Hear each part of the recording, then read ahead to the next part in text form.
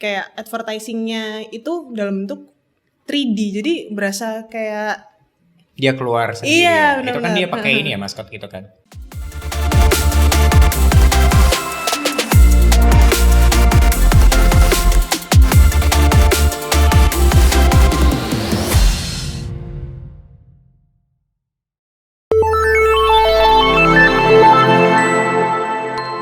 Welcome to E-Pop, Elevate Pop. Hai Elevate Squad, welcome to E-Pop, Elevate Pop. Di sini kita akan membahas tentang hal-hal yang sedang tren dan ramai diperbincangkan. So, let's go. Happy New Year! Balik lagi bareng aku Dania Ulfa. Aku Rangga. Ya, dan ini konten pertama kita di tahun 2022 nih. Wah, gak kerasa ya Dania, Iya. udah ganti tahun aja. Nah, waktu bukan liburan juga sih, akhir tahun di pergantian tahun ini kamu ngapain aja sih? Muhasabah diri. Oke. Demi menjadi manusia yang lebih baik. Ya. Ya semua orang pasti resolusi 2022 selalu ini ya. Iya, betul, Setiap betul. tahun selalu ingin jadi yang lebih baik lagi. Iya, harus ada action ya benar, kan. Benar. Tapi kita harus refleksi diri dulu. Oh, iya, benar. Apa kesalahan kita di masa lalu. Ya. Ya udah. Udah sama sih kurang lebih ya. Sama sih. Ya karena nggak banyak kan waktu luangnya, jadi kayak ya dimanfaatkan untuk refleksi diri aja, terus ya set up goals untuk tahun depan. Ya. Nggak kemana-mana juga sih aku. Oh iya, kamu nggak kemana-mana beneran? Iya, di rumah aja guys. Di rumah hibernasi, nonton atau apa ya gitulah. Soalnya kan emang nggak liburan juga ya, cuma waktu tanggal merah aja, jadi ya udah. Ya berarti selayaknya istirahat doang ya? Iya benar. Recharge. Iya. Oke, balik ke topik kita di podcast kali ini. Nah, biasanya tuh kalau akhir tahun mendekati awal tahun atau awal-awal tahun ini kan pasti ada banyak prediksi nih. Yeah. Ada prediksi desain, terus habis itu digital marketing dan lain sebagainya. Nah, kita kali ini mau bahas tentang prediksi strategi digital marketing di tahun 2022. Yang pertama ini ada shoppable post di media sosial. Mungkin sebenarnya di tahun lalu juga sudah banyak ya online shop yang udah kayak setiap produk-produknya tuh diupload dan juga disambungin ke Instagram Shopping gitu, misalnya yang kita klik udah muncul produk sama harganya gitu. Mungkin tapi di tahun ini nih prediksinya tuh lebih masif lagi gitu. Jadi online shop yang sebelumnya mungkin belum aware sama fitur ini gitu bakalan lebih gencar lagi promosi menggunakan shoppable post ini. Oke. Mungkin ada beberapa sosial media juga yang mungkin akan menambahkan fitur baru itu. Iya, benar-benar. Jadi nggak cuma Instagram ya? Iya, benar.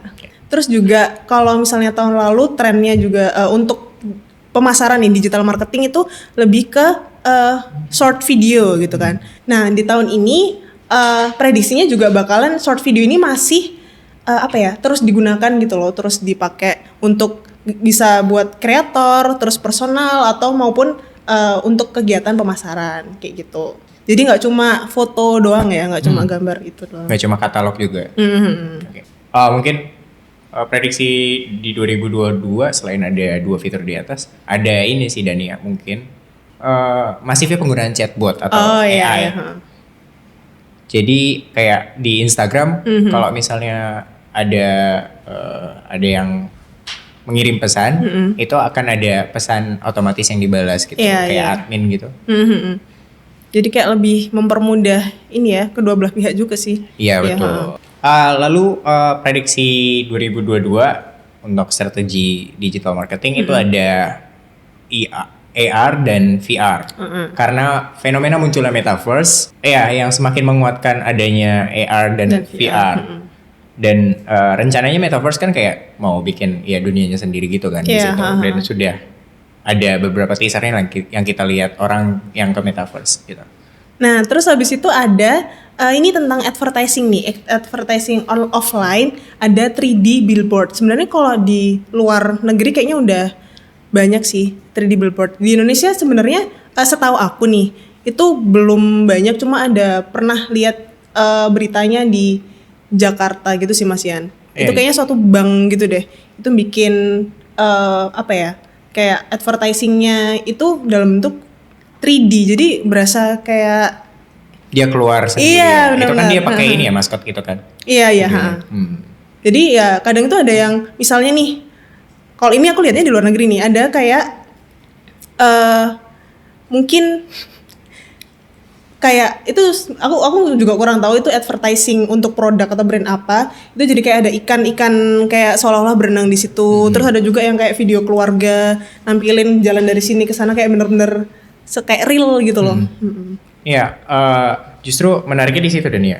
Di mana orang kayak memprediksi akan lebih ke sosial medianya akan lebih ke apa ya online. Tapi ternyata ada advertising yang offline dan ternyata masih diminati juga dan masih apa ya, masih seberpengaruh itu.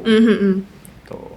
Dan mungkin karena di Indonesia juga belum yang terlalu banyak, itu kadang kalau nemuin iklan kayak gitu tuh pada heboh ngefoto kayak ada ini, jadi penyebarannya tuh lebih masif lagi. Ya betul. Dan sekarang juga semuanya tuh kebutuhan advertising, ads dan lain-lainnya itu lebih ke mobile friendly sih. Jadi kalau misalnya kita mau ngirim apa ya, entah itu invitation atau proposal, itu bahkan sekarang juga bisa ini ya, dikirim via digital nih, nggak usah yang offline atau bentuk cetak gitu. Meskipun itu juga masih diperlukan ya untuk case-case tertentu. Ya, di zaman yang serba kolaboratif ini, maksudnya di zaman yang serba ketat dan serba cepat.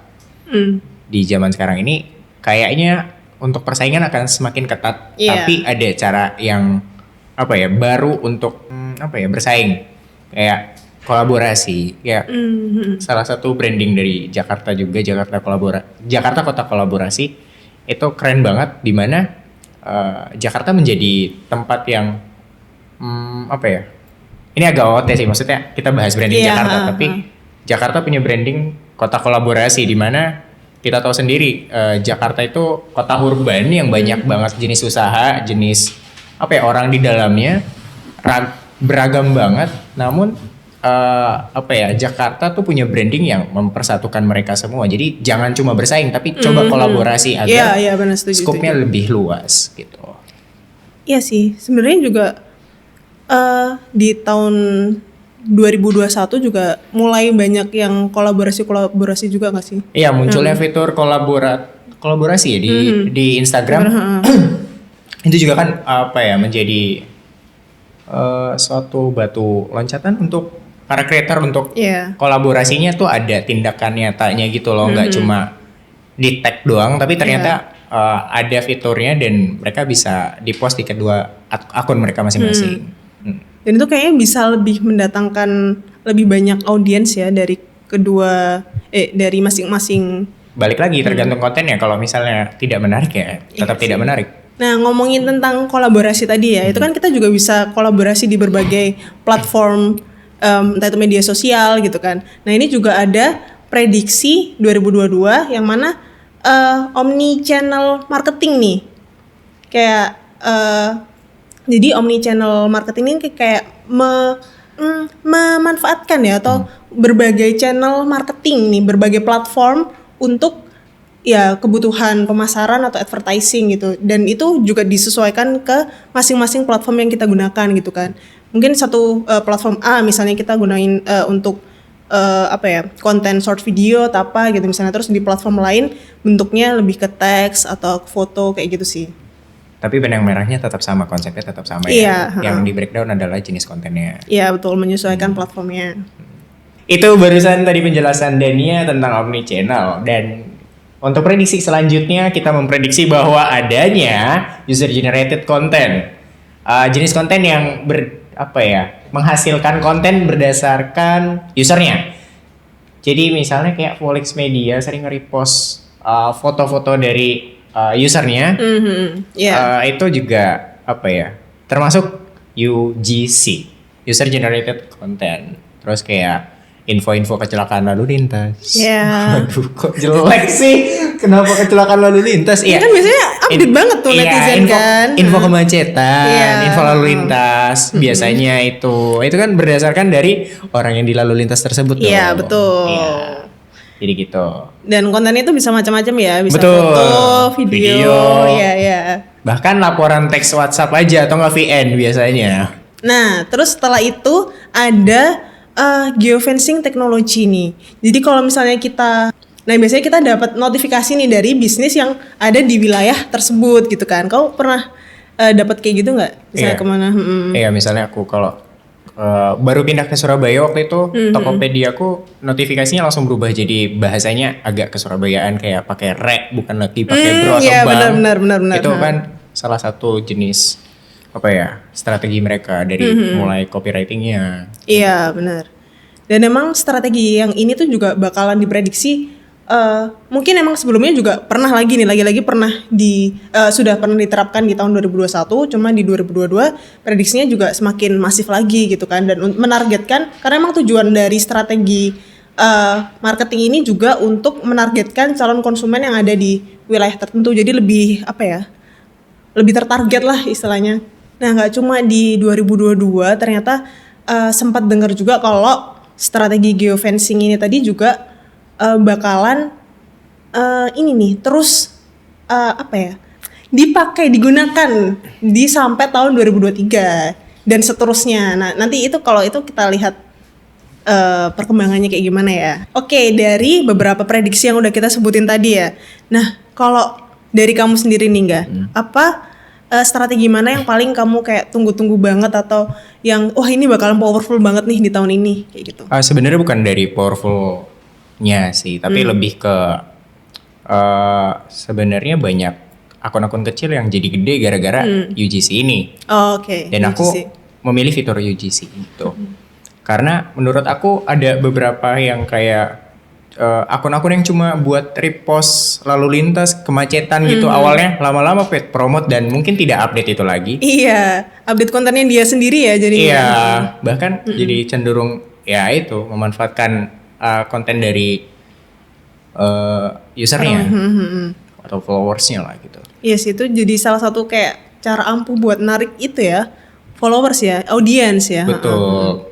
Dan harusnya nggak cuma sampai di situ aja sih penerapannya, tapi ada kekreativitasan lain. Ya mungkin dari strategi UGC yang biasanya, tapi mungkin terus berkembang menjadi strategi yang lebih unik dan lebih powerful. Karena itu kan sebenarnya juga masih gimana ya, masih bisa dikembangkan lagi sih.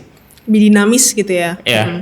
Kalau dari kamu sendiri Dani untuk 2022 gitu. Kalau di 2022 yang paling aku tunggu-tunggu sebenarnya yang ini sih, advertising 3D billboard itu sih, karena mungkin emang budgetnya nggak sedikit ya, maksudnya budgetnya juga pasti besar banget, tapi lebih ke ini sih, konten yang disajikan itu seperti apa mereka brand-brand ini, brandnya pastinya dengan menggunakan 3D billboard kan, karena kalau aku lihat beberapa referensi dari luar negeri nih itu kan bahkan banyak bereksplorasi di konten-kontennya gitu kan. Nah itu yang paling aku tunggu-tunggu itu sih, kayak, dan sebenarnya juga kayak gitu tuh kalau diterapin di Indonesia juga efektif nggak sih sebenarnya kayak gitu. Ya, di zaman yang mungkin kita di rumah aja tapi kamu masih memilih yang itu ya. Iya.